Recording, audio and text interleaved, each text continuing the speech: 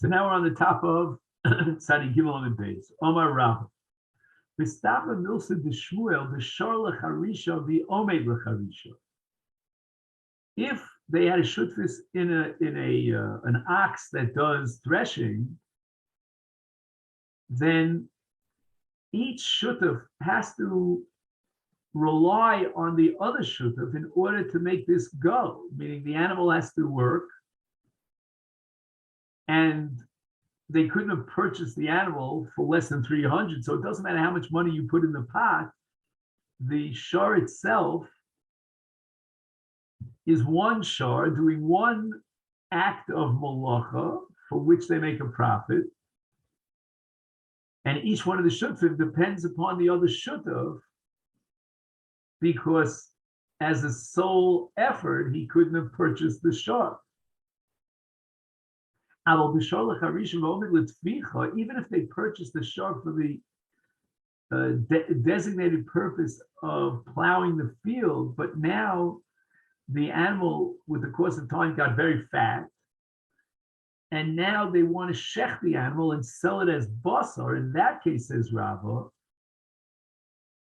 Shmuel would have to agree that zeno tulfimosa is zeno tulfimosa. So we go back to the original agreement. So you can't tell me that there was a built-in acceptance of divvying up the profits equally when the original situation was the shor lecharisha. Now we have a whole new situation that arose in which we're dividing up the meat of the animal. And what's the shutfis in the meat of the animal, the flesh of the animal? It's going to be 1 and 2. For Rav Hamnuna Amar, he interprets Shmuel as afilu shor lecharisha v'omed l'tzvicha askar lemtza. Even in the case where now the shor could be sold for shechita purposes, and we're going to divvy up the meat of the animal, nevertheless, since the original agreement was al das that they would divide up the profits equally, we still assume that when we sell the deal, the gesheft, which is now the basar, we're going to divide it up equally.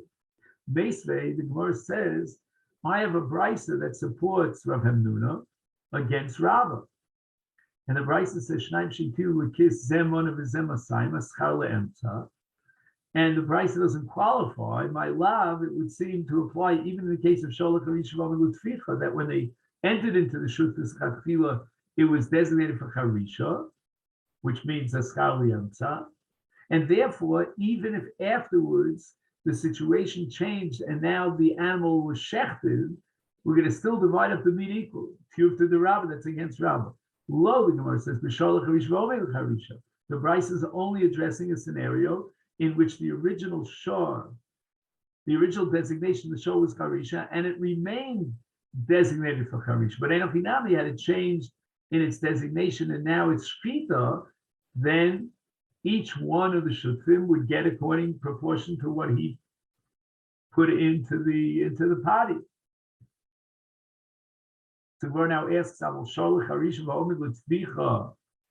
the show was originally for Harisha, and now it changed, and we're shechting this fat ox, my zenotulfimosa, now all of a sudden the din changes, and each one of the shutfim will get proportionate to how much money he put in, is now we have a liflog for listening to the dog kind of situation. Why? Because we're going to read the Sefer, and the Sefer is going to talk about a case where the profits are divvied up proportionally to how much the money, in a different case entirely. Adatoni Sefer. Lokach Zebishalo. The Zebishalo, what happens is they put money on the table, so to speak, each one of the shutfim, and they purchase different animals. Let's say, for example, one of the shutfim was relatively poor. All he could offer for investment was 1 mana. So they bought a weak shor, a cheap shor. The second shutuf was more opulent, so he put down twice that amount. He put down Masayim Zuz, and they bought a healthy, fat shor. The Akachnis Arvu. Then afterwards, these two shvarim, these two oxen, the larger fat one and the smaller skinny one, got mixed up. And we're ready now to divide up the the shutfis, break up the shutfis, zeno tulfi mosa, zeno tulfi mosa. Why? Because it's called Karen Nikar b'shutfis, right? He put down money and bought that particular shar, so that he has rights to that particular shar. But according to Rabbah, the Brisa didn't have to stretch his arm out all the way to this case of Lokach Zevishalo, even in the case of the original shar, which was purchased for Harisha, but now it's Omed Le Tvicha. We have the halacha according to Rabbah, we divvy it up, the meat is divvied up proportionally according to how much money you put into the shut. This is but when do we say that the chalukah is equal? That's only Shalach Harisha v'Omed L'Charisha. It still is Omed L'Charisha. Al the Shalach Harisha Omed L'Tvicha Zeno Tulfi Mosav Zeno Tulfi Mosav. And the Gemara says we're going to apply the principle of Nasa Kimi. Right? Whenever there's a liflog listening to be da and there's a missing piece in the middle, we're going to add that piece with a Nasa Kimi. Right? Hoki Nami Kom. It's Bamedvar, we're in the Charlotte Harisha of the Chalisha, about Charlotte Harisha of Omen Litvicha, which we're adding as a middle case.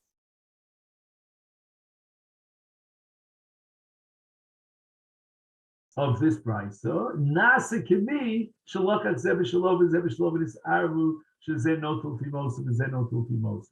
Right? The obvious case, the Pashan case, is the case where each one bought one separate shar.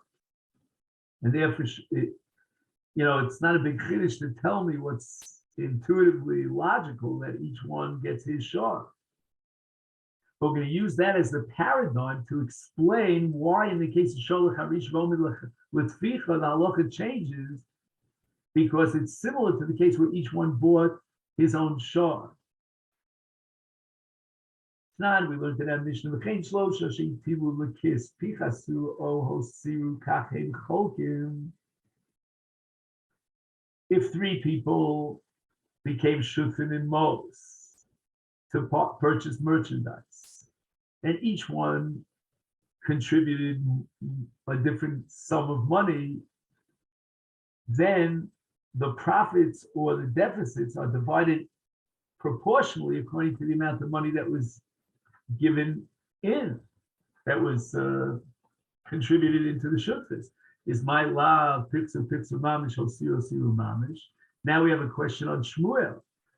Shmuel says that in the case where there were three or whatever number of shutfim that were matul l'kis, there was a built-in umdana, that there was an agreement that even the one who gave more money agrees that the profits will divide it up equally. So why does it say that is kachem chol? You mean l'fimo shel kol echad v'echad should be equally, the profit should be equally divided? Omer Nachman Omer Rav Huna lo. That's not how we interpret the Mishnah. Pipso al siro, hosiro zuzi chadete pipsu astira nitzomisa. Now this is a little bit far into our contemporary financial market, but back in the day, currency went up and down. There was a constant fluctuation in the value of currency. Here, I guess you'd say the exchange rate, if you follow what I mean. So currency in one country could go up relative to another country. But then it was even within the same country, and that's why they had the money changers that had to know exactly, what the money was worth on any particular day. So now what happened is that they bought schor with Mos,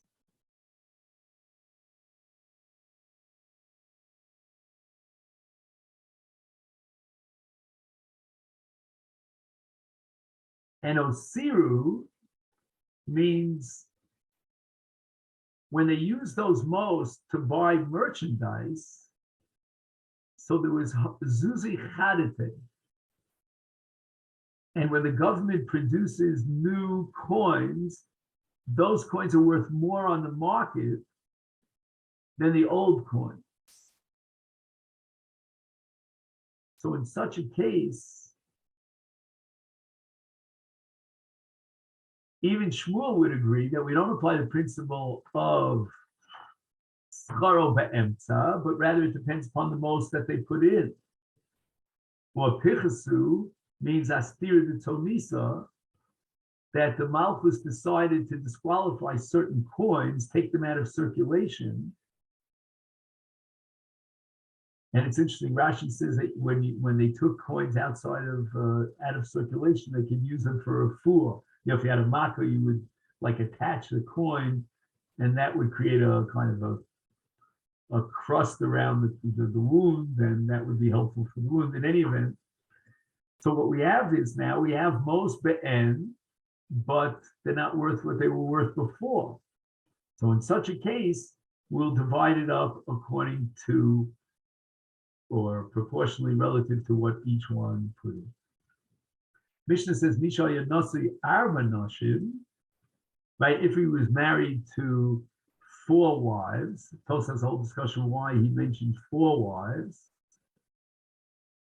And now we have a case where each one had a different date of the ksuba, umes. Now he dies.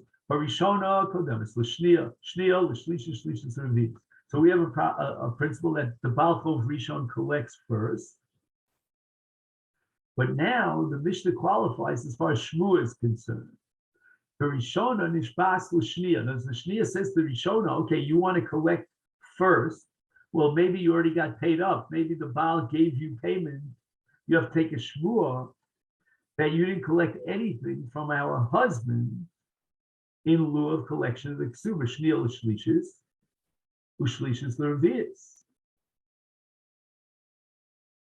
Okay, now what's ever left after the first 3 women collected the ksuba goes to the revius, nifrashalo b'shvua. There's no one who could claim a shvua against them. That's the sheet of the Tanakam. The Nanas Omer, the Chivet Neshi Achrona Niskeres. She also needs to take a shvua because one of the first 3 wives could have a claim against her that, she's not part of the division of the ksuba. She already collected her ksuba. The husband stooped over some money. The Mishnah continues. What if the date on the shtar, on all these stars, all these ksubas, is identical, but the time that was written in each ksuba is different? And once again, the Mishnah applies the same principle.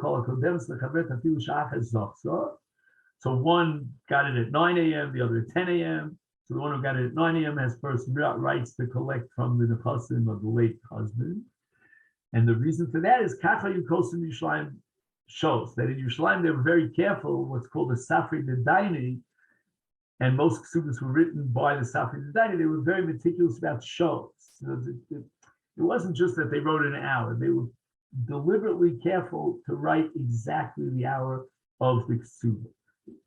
However, Hayu Kulam Yotzos B'Sha'achas, the Ancient Elamona Cholkos B'Shon.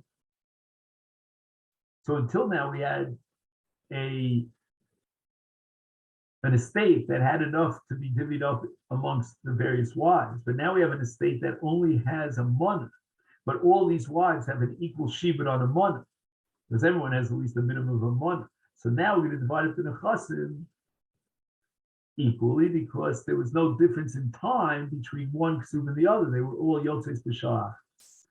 The Gemara asks, what is the nature of machlokes ben Anas and the Tanakama? Omar Shmuel. And here we turn to Daf Tzadi Daled. Kigon shenimtzeis achas me'em soda she'ena shalom. What happens if, as it turns out, one piece of karka from which the 3 first wives were collecting did not belong to the husband? Let's say it was stolen karka. Now, what that means is that the nigzal, whose karka was stolen, is going to eventually come back, and he's going to want to take back the karka from, one of the first 3, or if it was divided up equally from all 3. So now we can understand, says Shmuel, the machlokas between the Tanakama and Ben Nanas. We're up to the 4th wife who's collecting ba'achrona, and we're going to have machlokas whether she has to take a shvua. that machlokas depends on Baal Chov Me'ucha Shekodam V'Gova. What happens if the Baal Chov Muchar, who was meant to collect last, jumped the gun and collected first? Tanakava Sover Masha Gova Gova. Ubenana Sover, I'm sorry, Tanakava Sover Masha Gova Lo Gova. Ubenana Sover Masha Gova Gova. So now what happens is the Revius, the fourth wife, according to Benanas, was causing a hefsek to the first three wives. Why? Because Masha Gova Gova, her collection was a perfectly valid collection. And now what's going to happen is that the Gazlan, the Nigzal, is going to come to claim his karka. And the Revius, by collecting a karka, is being mafsid the other wives. So therefore, she has to take a shvua that indeed the husband did not give her any ksuba. However, according to Tanakama, Masha Gova Lo Gova, so in this case, the tfisa of the Revius, of the fourth wife, is totally meaningless. And we're going to take the karka out of her possession, and therefore she's not being mafsid any of the other wives. Okay, then, so this is where we'll stop on Rav Nachman Omer Rabba Bar Avu on the top of Tzadi Daled Omer. I take this opportunity to wish you a great Shabbos and a Gemara Chasima Tov. So we'll get together on Sunday, and then it'll be Erev Yom Tov. We'll try to chop around very early, like we like to do on Erev Yom Tov, because I know we have to cook for Shabbos, for Yom Tov.